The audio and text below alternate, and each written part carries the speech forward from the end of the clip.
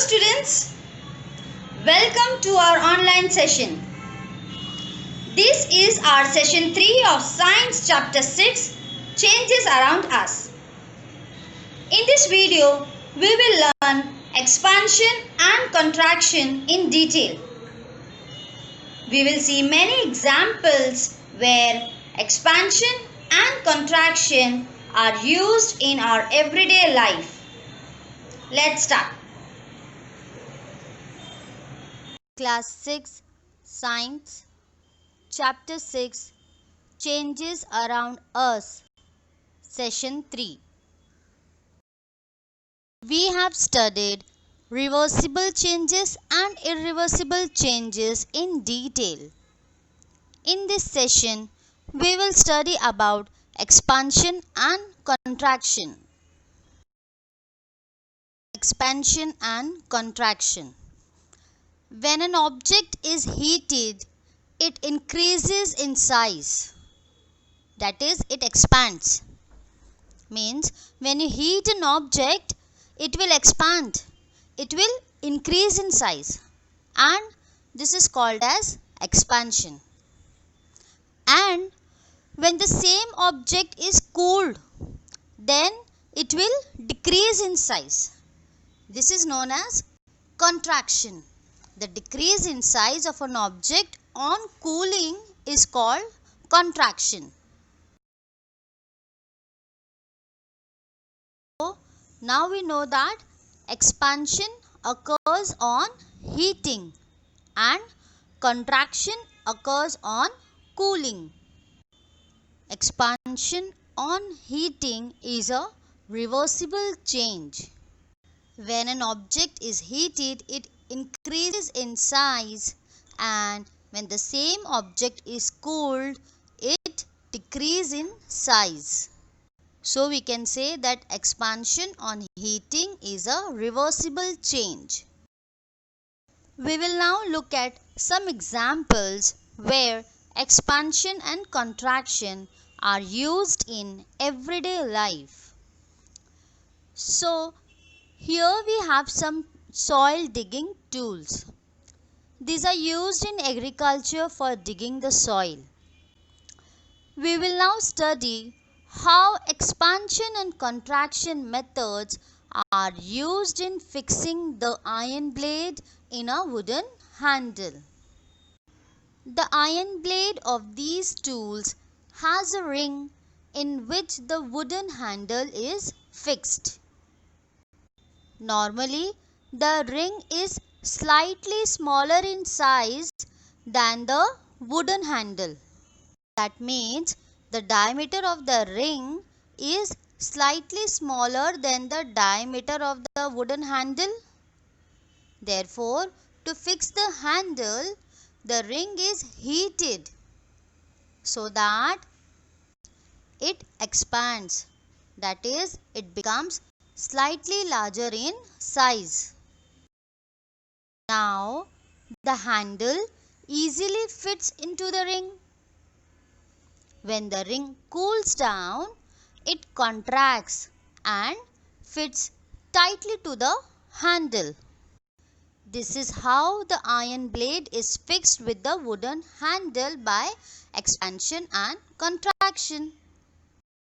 Similarly, expansion and contraction are used for fixing the metal rim on a wooden wheel of a cart.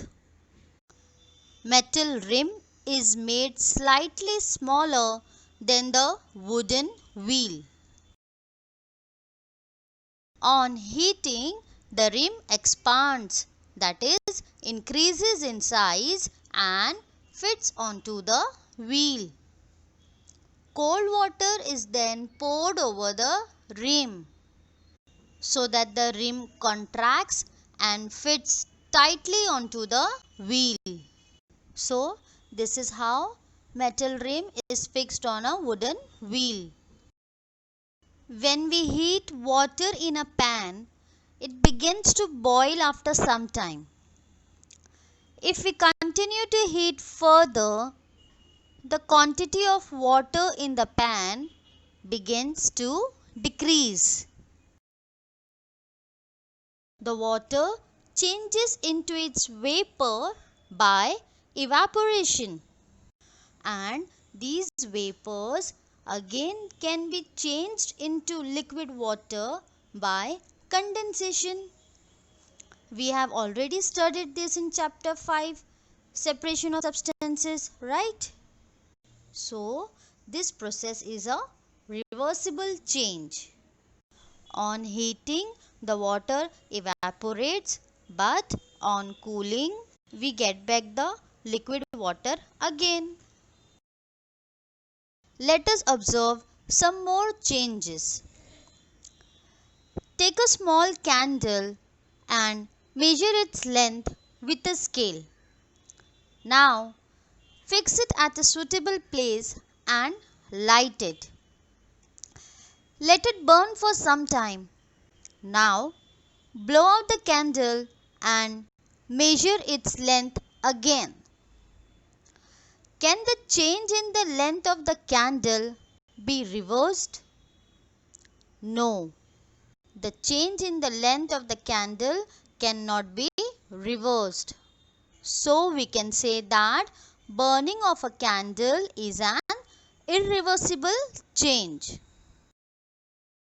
But if we were to take some wax in a pan and heat it, can this change be reversed?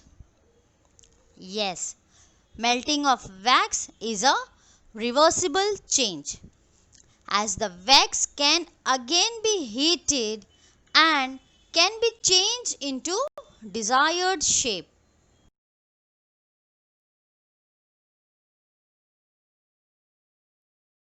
Light an incense stick, that is agarbatti. Wait till it burns away completely. What are the changes that occur in the incense stick? The stick burns to produce some new material. These are ash and some gases. We cannot see these gases but can sense them due to their pleasant smell. Can this change be reversed? No, we cannot get back the agarbatti in its original form. So, it is an irreversible change. What about the change which occurred in the matchstick you used for lighting the candle or incense stick? It is an irreversible change. We cannot get back the matchstick in its original form. So, what do you think? What kind of change is freezing? The water has freezed into ice cubes. Can we get back the original water? Yes, we can. You just have to take it out of the refrigerator and keep it at normal temperature. You will get the water again. So, it is a reversible change. So far we have discussed the changes occurring in a given object or its material. What about the changes that occur when two substances are mixed together? Formation of curd. A small quantity of curd is added to warm milk. The milk is stirred and is set aside for a few hours at a warm place.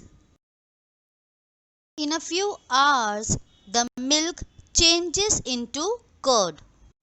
Can this change be reversed?